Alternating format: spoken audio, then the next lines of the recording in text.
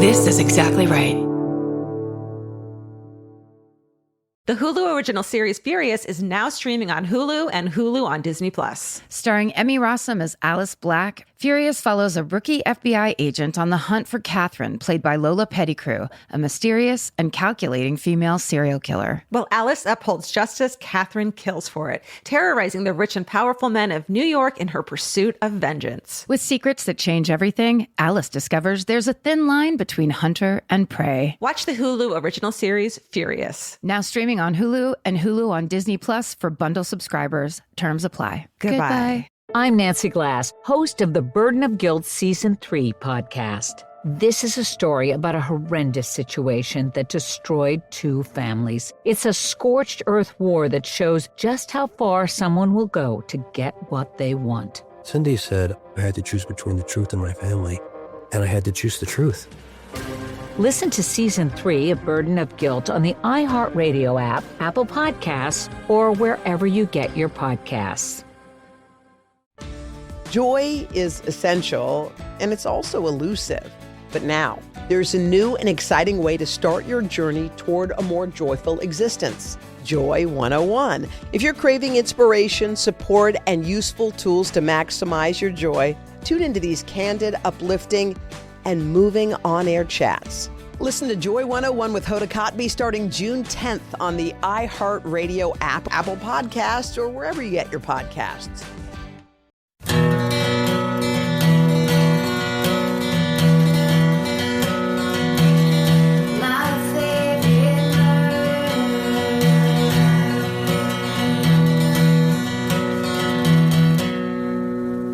Hello. And welcome To My Favorite Murder. That's Georgia Hardstark. And that's Karen Kilgariff. And I'm Phoebe Judge. This is Criminal. Yes. And I'm Phoebe Judge.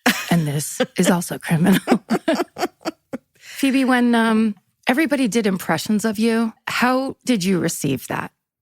Well, it was really funny because people would do impressions. I mean, I thought it was really funny, but it's interesting what people do impressions. People do impressions of me reading ads. So support for Criminal comes from stamps.com. You know, people think I say calm, C-O-M, oddly. Or another one people would say is like, I got my dad a Casper mattress and he loved it. You know, so, you know, I thought it was good, you know, because I'm a little understated in my endorsements of things. And so, sure, some of them are really good. And some of them are men with like Australian accents, but really leaning into trying to sound like, I mean, it's never going to work, but you can tell they're really giving it a go. Yeah. We actually have a compilation. We put together a compilation. It's about 3 minutes and it's just different people saying, I'm Phoebe Judge and doing impressions. Oh, I love it. Now you can add yourself to that compilation because you were doing an impression of yourself doing a stamps.com ad. That's right. Meta. Meta. You know, what'd be great is I would love just a whole podcast. I'm pitching you a podcast right now. Just you reading 1-star Yelp reviews of restaurants, which I would listen to that, right? Absolutely. Disgusting. Horrible. Is that just me? That's like a really niche. That's niche. Horrible, period. Yes, completely. The worst night of my life. Yeah. I came here for the pizza, but the service was terrible. I'm Phoebe Judge, and this was Papa John's.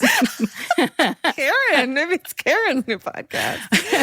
Can I say, too, that last time you were on the podcast, everyone thought that you saying the fabulous word motherfuck, people thought it was Karen doing it. So I would just like to go on record and say that you yourself did utter those words. It wasn't Karen's impression. It was Phoebe Judge who said motherfuck. I own it. I'm Phoebe Judge. I'm Phoebe Judge. Motherfuck. It was me. It was me. She's holding her hand on a Bible right now. This is an oath that she is taking. She's holding up a newspaper with the date on it. Yes, exactly. It was so wonderful to have you. Obviously, we had the best time last time. And of course, all of the listeners, all of our audiences, I believe, which there's a gigantic crossover, were truly thrilled. I mean, like, people really got excited. So thank you so much for doing. Now I feel like I'm talking like you. So thank you so much for doing that. But no, it was such a fun thing to have you tell us a story. Yeah. I was so happy to come on, and I was so happy that it didn't tank. Yeah, that people seem to enjoy it. And it's really fun to get to find these stories and tell you both these stories. All the stories that we're coming up with to talk to you about are things that we just really love and think are just wild stories and haven't been able to do yet. Yeah. That's such a great, crossover idea because, we're a little loosey-goosey here on My Favorite Murder. The opposite of criminal, I would say. The opposite of professional, I think is what they called us in the New York Times. No, I'm just kidding. Well, and also the way she just said that, it really seems like Phoebe has a lot of stories waiting for us. Like this is something that can continue on. Yeah. If we play our cards right and maybe don't do impressions of her the entire time. But can we close with one-star review of a restaurant? Can I just, I think it'd be pretty great. But this time's exciting because we don't know the story you're going to tell us. Last time, we got to read it. It was really exciting. We got to ask you the questions because we knew what was going on. But this time we all decided, we're going to go in cold. Pure surprise. So we have no idea what story you're telling us. Okay. Well, I think it's a wild one. And I'll just start. And if you find yourself curious about anything, tell me, jump in, but I'll begin. Okay. Love it.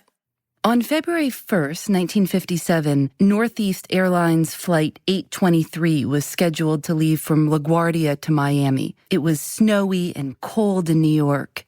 Passengers boarded the plane, though, at 2:40 in the afternoon. There was a snowstorm going on, but not enough to make them delay the flight right then. They got on the plane, and weather was bad, and they were delayed. One of the things that was going on is that there was snow and ice on the wings of the plane, and they had to wait while the plane was scraped and de-iced.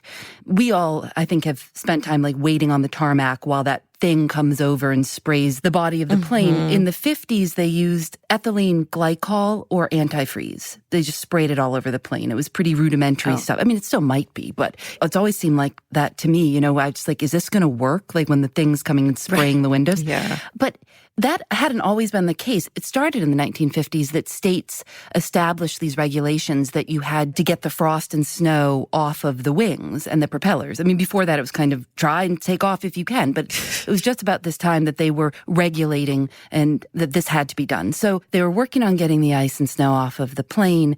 At that point, it had been, a couple of hours, and the passengers were let off the plane at 4:30. Finally, they said, okay, get off the plane, go wait at the gate. We'll come back when we're all set. The plane was pretty full. It was also pretty heavy. It was something like 98,700 pounds, which was just about 260 pounds under the maximum allowed weight for takeoff. And this plane was a DC-6. It was kind of a common passenger plane, first known as an Army transport plane. And Northeast Airlines had actually leased this plane from the Army just a few weeks earlier. So the plane is heavy, but the ice is off the wings. And at 6 o'clock, just before 6 o'clock, they start to reboard the flight. It had 90 passengers. It was piloted by a captain named Alva Marsh and co-piloted by a man named George Dixwell. There was a flight engineer on board, and there were 3 flight attendants. So that's 95 people are on board this plane. Takes off right after 6 p.m. And all of them are smoking. And having martinis. Right? I mean, let's be honest. Yeah. And the plane taxis. LaGuardia, I don't know. I've always thought landing at LaGuardia feels very scary because it feels like a very short runway. The water is all around you. And I always am like, how are we? You kind of circle around the city and then it's like, are we going to get down? So I know kind of that LaGuardia little runway. Yeah. The plane takes off. Less than a minute after takeoff, Flight 823 crashes into a patch of trees. It's been up in the air so short amount of time that investigators said that the pilot barely had time to scream out, "Ground's coming up," when the plane crashes. Oh, God. The plane's left wing had been shorn off, and the left engine was torn out. And when the plane hit the ground, it immediately caught fire, and the cabin was starting to fill with smoke because of that hole where the engine had been ripped off. And probably because it just took off, the gas was full, right? Is that a thing? Absolutely. Yeah. Okay. Well, what they say is in plane crashes, they say no flame, no fuel. So the reason oftentimes that a plane will catch fire is because it has fuel. And if you run out of fuel and you crash, you usually don't have any fire. Okay. There's nothing to burn up, really. Right. The plane goes down only 3/4 of a mile from LaGuardia, a minute after takeoff. And the plane crashes on Rikers Island. Rikers Island is an island, and it's also a prison. The plane crashes. Many of the emergency exits on board when the plane crashes are jammed shut. The flight attendants are trying to direct passengers to any open exits. Some passengers are trying to pry open jammed windows with axes. They're trying to go up through broken windows. I mean, it's a really horrible scene. There are reports of the passengers were trampling each other to get off the plane. One man wrote about this, Alvin Moscow, and he said that one woman would bear the imprint of a man's shoe on her back for months after the crash. Oh my God. Just horrible scene of chaos. Yeah. And it had landed on Rikers Island. Rikers Island, most people just think, sometimes they like Rikers, and they think it's a prison, but it is an island in the East River of New York. And it was owned by a family called the Rikers until 1884.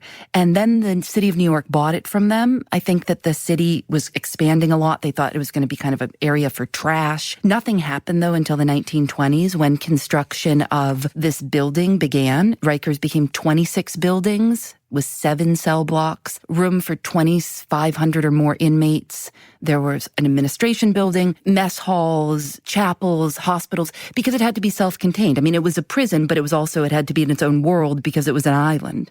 Yeah. Today, there's a bridge to the island. It's called the Rikers Island Bridge. It was built in 1966, just a few years after the plane crash. It cost $10 million to build, and a newspaper article from the Daily News that year talked about how it would provide easy access for fire and police and ambulances to Rikers Island. But before that, there was only ferry access to the island. That night, it was after 6 o'clock, just after 6 o'clock. Dark, you would assume, in February, freezing cold, snow all over the ground. There were 28 officers on duty at Rikers. The deputy warden, a man named James Harrison, the only way he described the crash was the brightest light. And he told this Alvin Moscow, who wrote about the crash, he said that his biggest fear had always been a plane crash on Rikers because LaGuardia was so close and the runway was precarious. And he thought that this might happen someday. There was one inmate who said that the impact was so great that it shook the prison walls. It was after dinner time, you'd assume, and a lot of the inmates were sitting around playing cards, or I would assume not in their cells yet because they wouldn't have had to go to bed. And they talked about how the flames from the crash were so great, but even greater because they were reflected on the white snow. And so you could just see this red coming through the small windows of the prison. Wow. When the deputy warden realized that this had been a plane crash, this explosion was a plane crash, he also realized that they were on an island and there was no one coming to help.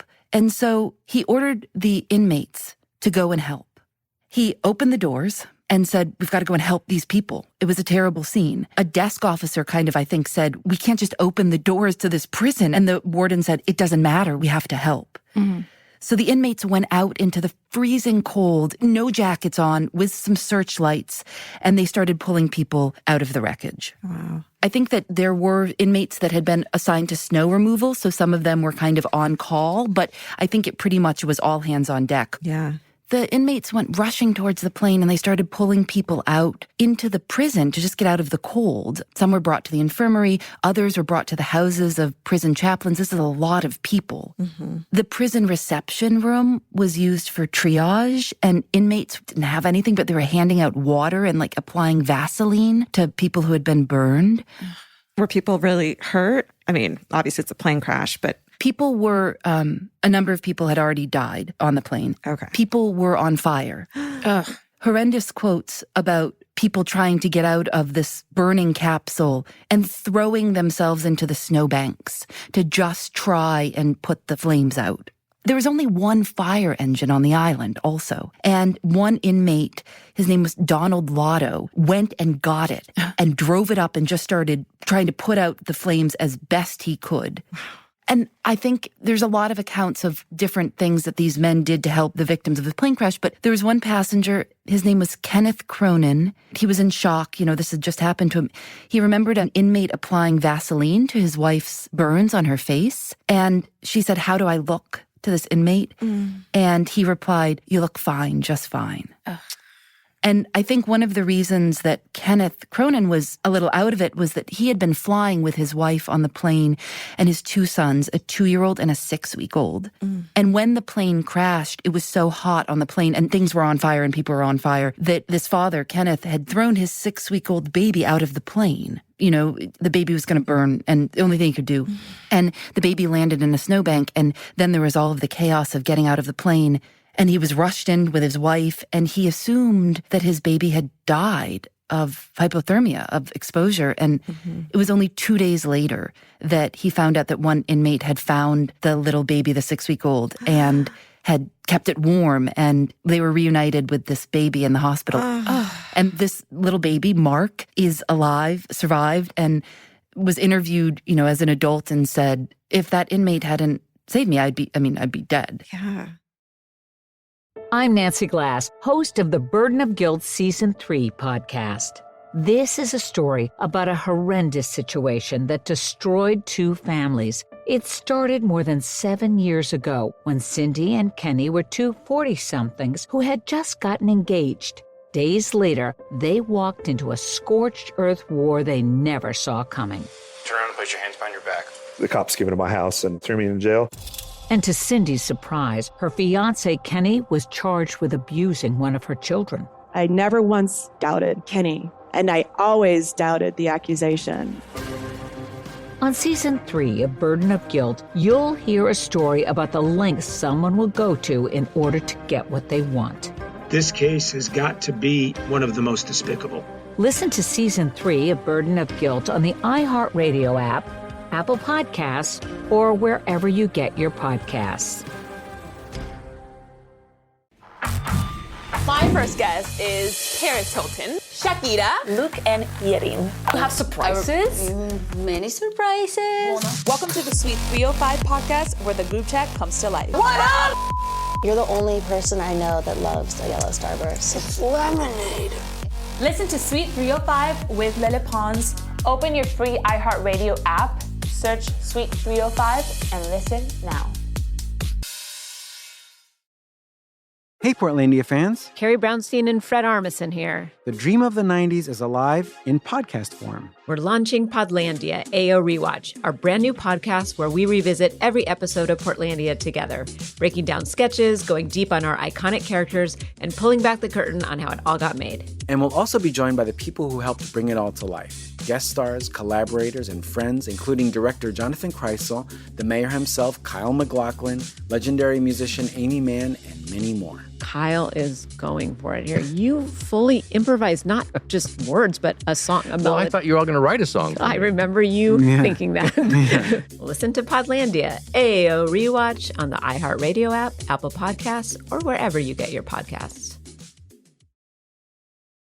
So there's just a tremendous amount of chaos. And again, there was little help from the NYPD, from any fire department, because they were on an island. Mm-hmm. An hour after the plane crash happened, ferries from Rikers Island started to bring in survivors. There isn't much ability to get big equipment to Rikers, and so you couldn't just start shipping over fire trucks and things. These survivors were treated at the prison by prisoners, by inmates, and then slowly started to be brought off the island, and they would go to hospitals there to receive further care.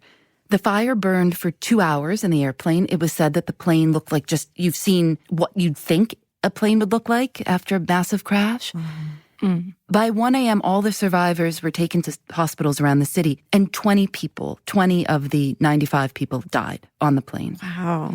At the end of the night, after hours of pulling people out of this burning plane and helping them afterwards, all of the inmates returned to their cells. And none had attempted to escape. None had done anything but just try to help for hours. And then just probably exhausted, walked back into their cells and, locked up. Wow. There was a correction officer, his name was John Howard, and he said, it's a quote, he said, "I'd say all the inmates did more than was called for. the way the flames were going, you didn't know whether the tanks would blow up while you were that close. Yeah. There seemed to be no hesitation, really, from these men who they just rushed out and they did whatever they could. Ugh.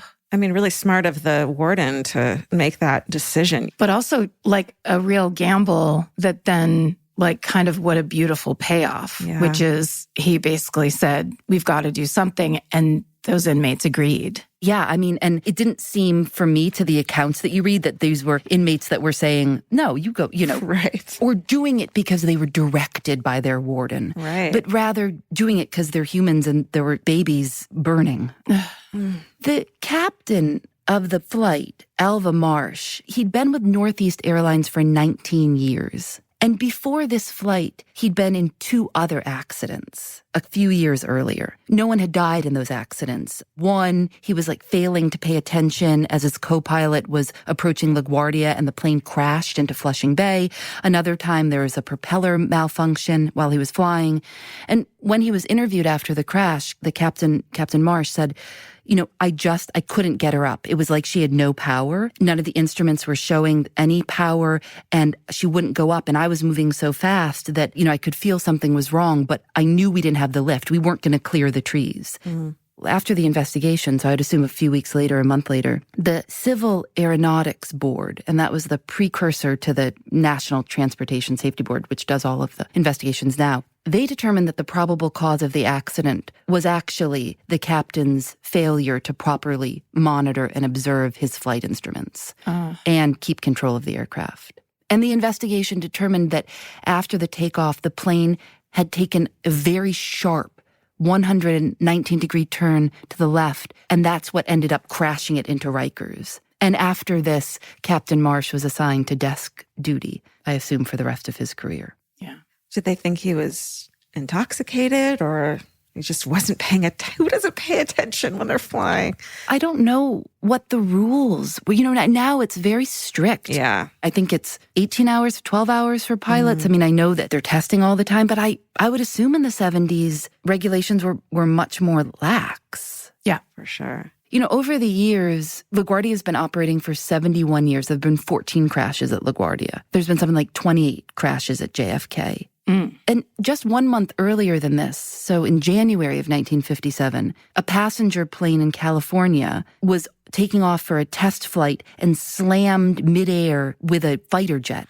And both of the planes exploded and rained down on a middle school. So people were like thinking about, when that happens, I mean, we hear about plane crashes in other parts of the world, but it's actually very rare to have plane crashes, of course, here. Right. And when you hear about them, you think about them for a while because passenger crashes are pretty rare here. And so I can imagine that was kind of fresh in people's minds, this horrific. And then this happens a month later. Yeah. So 20 people died in this crash and many others were burned and injured. And then a month later, in March of 1957, the Commissioner of Corrections and the Governor of New York commuted the sentences for 46 inmates who had helped rescue the people from this plane crash. Karen's going to cry. I was positive.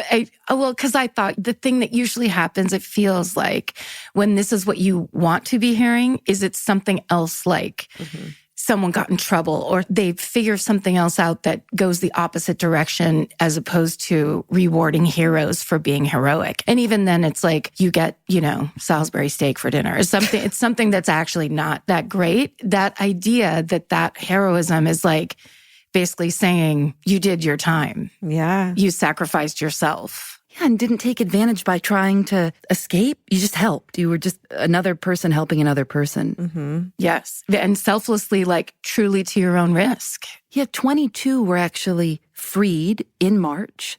Wow. And the remaining inmates had their sentences reduced by as much as 6 months. So I think depending on how long or the severity of the reason that you were there. But they were all given recognition for this heroic rescue. Yeah. 40 Department of Corrections workers received, awards as well.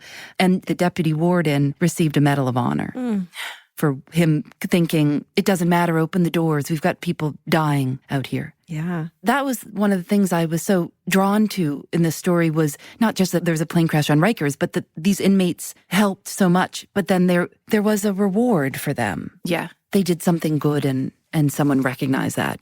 But it's not the only time that inmates have helped in situations. I was interested in that and so started looking into other times. Just this past December 12th, inmates from a county jail in Kentucky were working at a products factory. You know, sometimes if you are in lower security, you go out to work as shifts at different, right, and then come back to the jail. They were working at a scented candle factory, and 4 tornadoes came up in the area in Kentucky. I think there were bad tornadoes in Kentucky in December. The roof collapsed of this candle factory. It was chaos again, and the inmates were running in and out, just trying to get people out of the collapsed building. Someone at the candle factory said they were helping. And to see inmates, because you know they could have used that moment to try to run away or anything, they did not. They were there. They were helping us. You know, and that's something where these men really could have, they weren't on an island.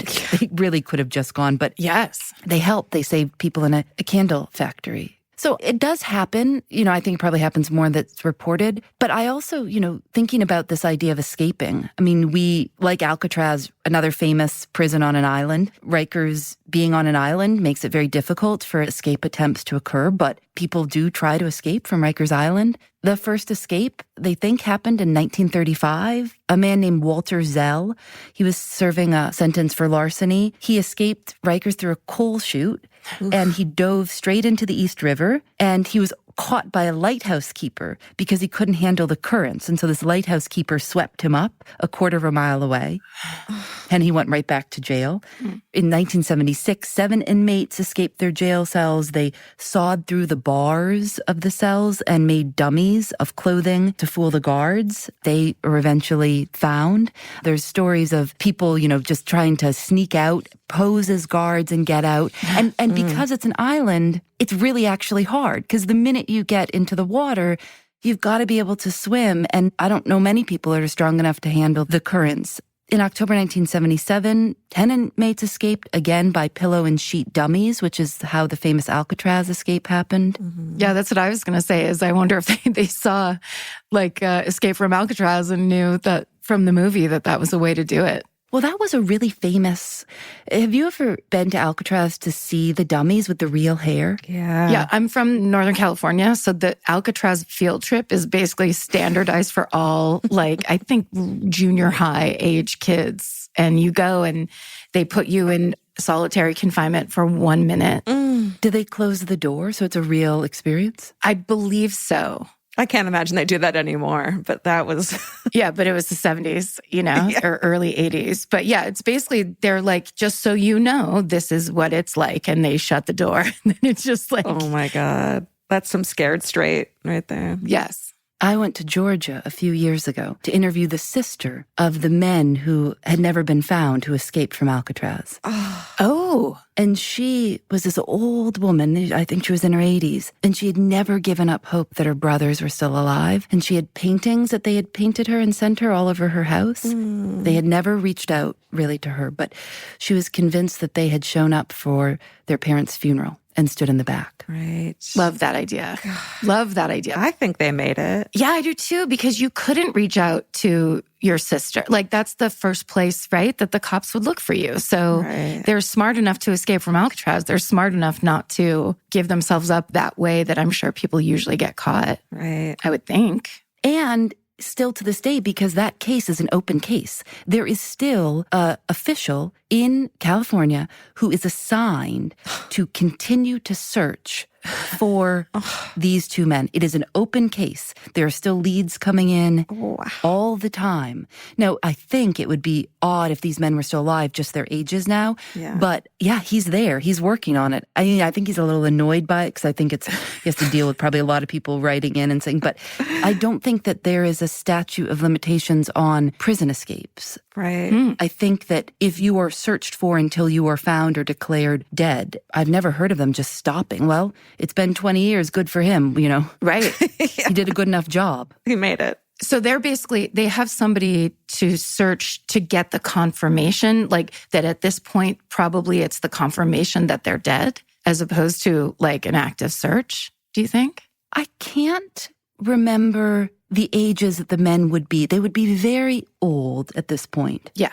But their sister is still alive, or was still alive a couple of years ago. So they would be old men at this point. But I think he's still, whatever, actively searching. I think that means that he has to follow up on leads when they come in. Yeah. And there are still leads that come in all the time because this case is so well known, the Alcatraz escape case. Yeah. Some 20-year-old's going to put her DNA, in Ancestry.com one day, and it's going to be like, your great uncle is wanted by the police. Is playing chess in the park with his brother. Right. And they're both wearing little mustaches, so no one recognizes. I mean, because I don't know if you've ever been or seen the San Francisco Bay. It's freezing cold. It's like only the fattest seals can survive out there, it seems like. So the idea that if they did make it, to me, it is like, it's kind of earned freedom because it's superhuman that they actually were able to swim across the bay like that and land somewhere living. I mean, it takes a lot of courage. Everyone who's tried to escape from Alcatraz or escape from, I don't know about Rikers, has been caught or in Alcatraz drowned. No one's been able to make the swim. I'm Nancy Glass, host of the Burden of Guilt Season 3 podcast. This is a story about a horrendous situation that destroyed two families. It started more than 7 years ago when Cindy and Kenny were two 40-somethings who had just gotten engaged. Days later, they walked into a scorched earth war they never saw coming. Turn around and place your hands behind your back. The cops came into my house and threw me in jail. And to Cindy's surprise, her fiancé Kenny was charged with abusing one of her children. I never once doubted Kenny, and I always doubted the accusation. On Season 3 of Burden of Guilt, you'll hear a story about the lengths someone will go to in order to get what they want. This case has got to be one of the most despicable. Listen to Season 3 of Burden of Guilt on the iHeartRadio app, Apple Podcasts, or wherever you get your podcasts. My first guest is Paris Hilton, Shakira, Luke, and Yerin. You have surprises?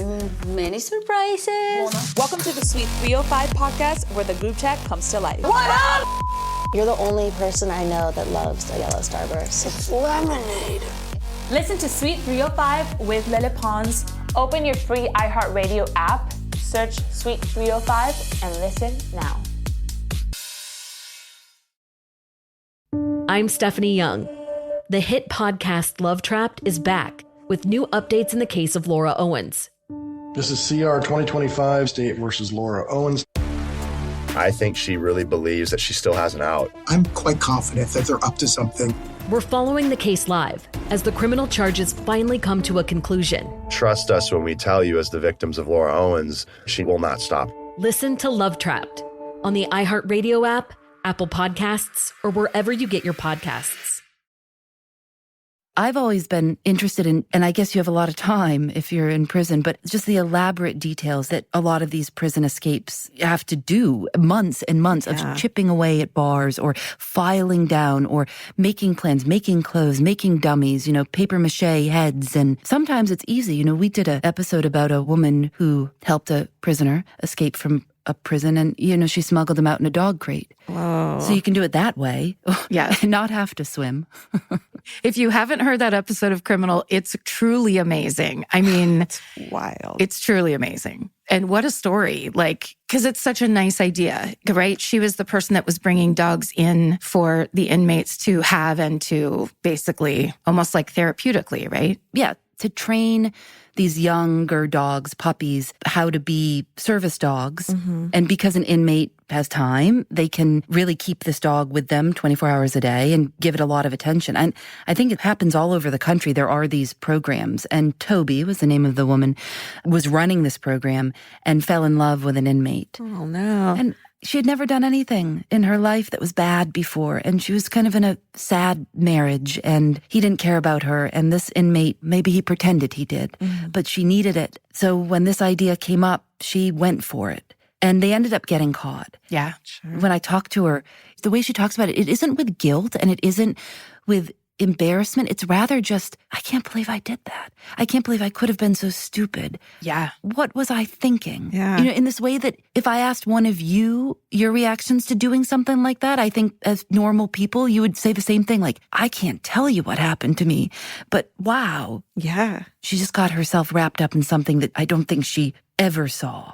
Right. Right. And she got to kind of talk, like the firsthand aspect of it, I think kind of floored you, because it's one thing to talk about people that do that, but like that she actually was there talking about the program, talking about going there and the feeling of helping inmates, or like it benefited both sides, basically, the whole program. So it was almost around these good feelings. It wasn't like she was there to, you know, shake her finger at people or whatever. It was almost like it's rehabilitative. So then she gets to believe that it's actually working on this prisoner and he's on board.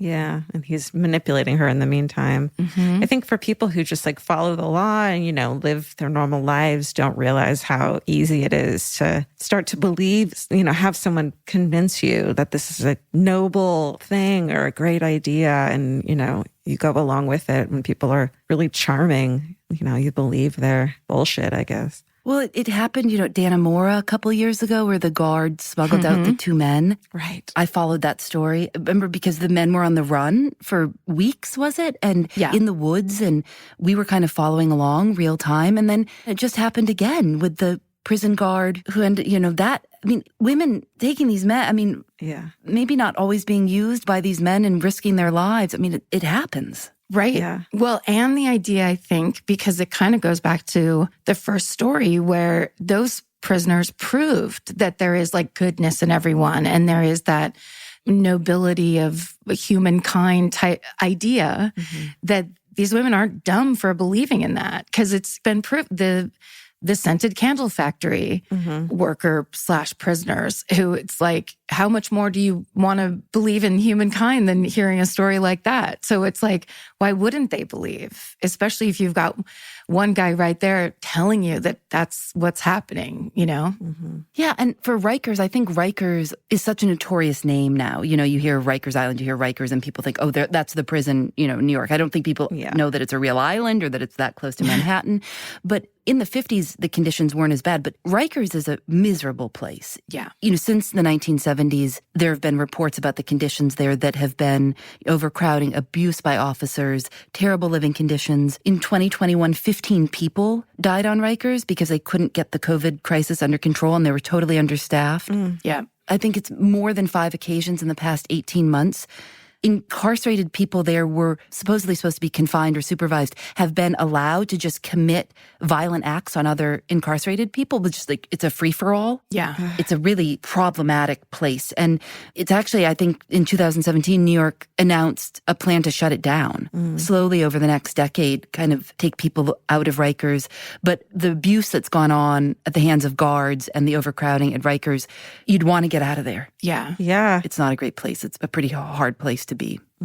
So that's the story of this plane crash that happened, that was a terrible plane crash, but also crashed in the most, it's hard to think that it crashed on Rikers Island. I mean, it could have crashed right there. It could have crashed in the river. It could have crashed. I mean, that would, and if that prison warden had not said, we have to help, it doesn't matter that these men are supposed to be locked up. There are humans dying. Many more probably would have. Totally. For sure. It's a really beautiful story of like the human spirit. Also, it's the thing of when it all comes down to it, if you're given this extraordinary opportunity to simply help, what would you actually do? There's a lot of people that would have absolutely stayed in their cell and been like, no, thanks.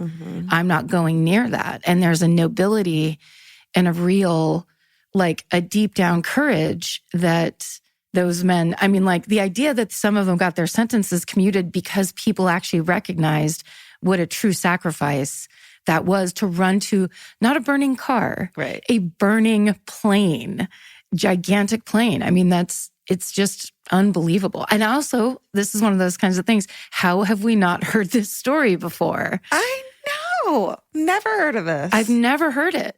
Because I thought you were going to say there was a plane crash and it crashed above, I believe it was either Brooklyn or Queens in the 50s, and people fell from the sky. Have you ever heard of that one? No. I thought you were about to tell that story. Oh, it's crazy, and I don't know it well enough. I was going to do it at one of our live shows, and then it was just like, this is totally horrible. But there was a boy who survived and was like picked up by a family. But then I think he ended up dying in the hospital. And that's, as I was reading it, I was just like, this isn't like yours. This story today is such the great version of it, because I was like, oh, this is such an awful story. And then it's like, wait a second, this is not the same story in the least. And then it's actually an incredibly beautiful story. Yeah. How has this not become a movie yet? It's got to star Nicolas Cage, of course.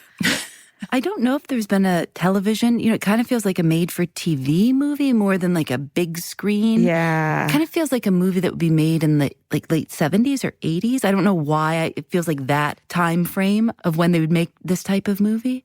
We get Tom Selleck, but he grows out a full beard. So it's the Magnum PI mustache goes to a full beard, right? And then he's in all denim. He's there because he's just a bank robber. He's a good guy, bad guy. It would be really cool to hear about those individual men. Yeah. What their backgrounds were. That's one of the hard things, is being able to find someone who can still talk about this. Mm-hmm. One of the men who was incarcerated is still alive and helped, or prison guards, or there are survivors from the plane crash, like Mark, the 6-week-old baby who was not left. He was saved probably by his father by being thrown into the snowbank. But it's really hard to just find someone to tell this story. Yeah. But it's one that we've really wanted to tell, because it's one of those stories where you keep it in your pocket. And when the conversation gets dull, you can just say, did you know that there was once a plane crash on Rikers Island? And it's one of those, it doesn't have to be very long, but it's just a little something if the conversation gets boring. It's something that's actually truly amazing. Also, now I'm thinking, Phoebe, what if there was a spinoff where from these episodes, people call in or write in and tell you, I am a survivor, or I do know survivor. And then you relaunch it for criminal, like it's a criminal workshop. I would love that. To get the word out.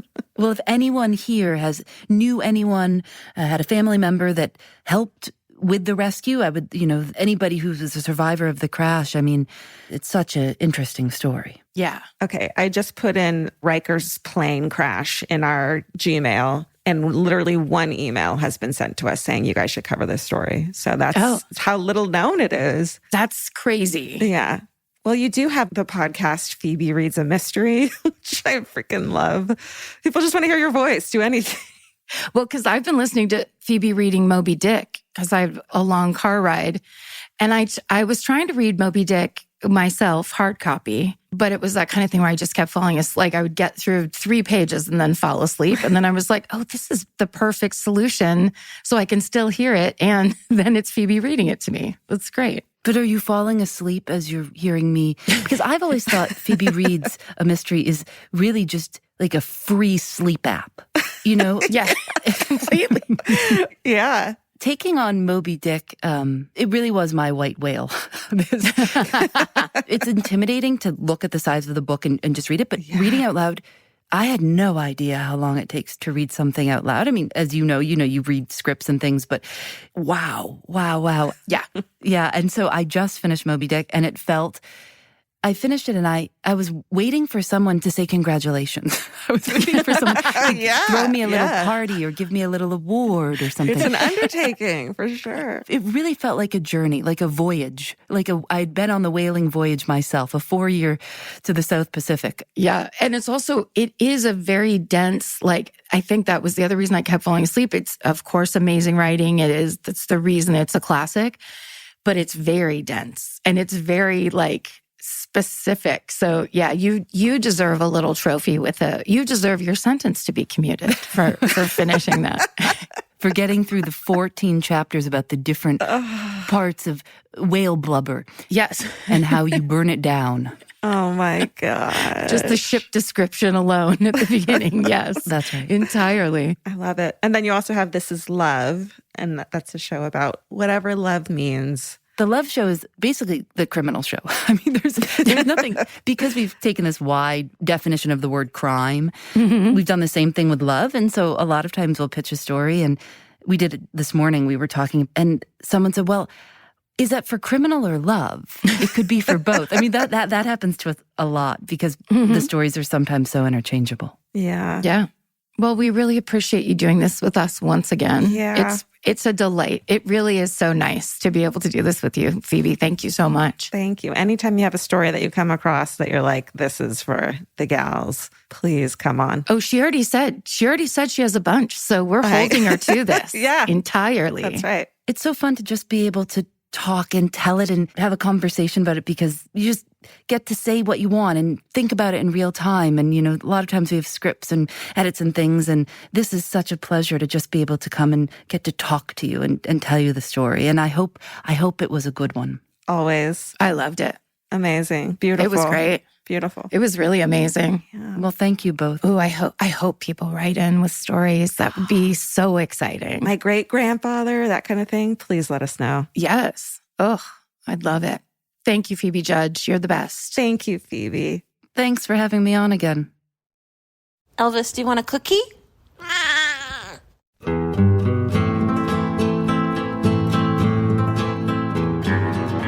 This has been an Exactly Right production. Our senior producers are Hannah Kyle Crichton and Natalie Wren. Our producer is Alejandro Keck.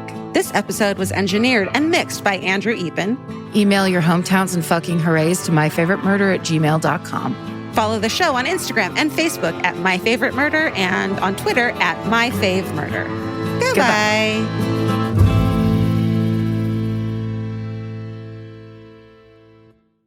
I'm Nancy Glass, host of the Burden of Guilt Season 3 podcast. This is a story about a horrendous situation that destroyed 2 families. It's a scorched earth war that shows just how far someone will go to get what they want. Cindy said I had to choose between the truth and my family, and I had to choose the truth. Listen to Season 3 of Burden of Guilt on the iHeartRadio app, Apple Podcasts, or wherever you get your podcasts. Hey, Portlandia fans. Carrie Brownstein and Fred Armisen here. The dream of the 90s is alive in podcast form. We're launching Podlandia, AO Rewatch, our brand new podcast where we revisit every episode of Portlandia together, breaking down sketches, going deep on our iconic characters, and pulling back the curtain on how it all got made. And we'll also be joined by the people who helped bring it all to life. Guest stars, collaborators, and friends, including director Jonathan Kreisel, the mayor himself, Kyle MacLachlan, legendary musician Amy Mann, and many more. Kyle is going for it here. You fully improvised not just words, but a song. Well, I thought you were all going to write a song. I remember you thinking that. Listen to Podlandia, AO Rewatch on the iHeartRadio app, Apple Podcasts, or wherever you get your podcasts. I'm Stephanie Young. The hit podcast Love Trapped is back with new updates in the case of Laura Owens. This is CR 2025, State versus Laura Owens. I think she really believes that she still has an out. I'm quite confident that they're up to something. We're following the case live as the criminal charges finally come to a conclusion. Trust us when we tell you, as the victims of Laura Owens, she will not stop. Listen to Love Trapped on the iHeartRadio app, Apple Podcasts, or wherever you get your podcasts.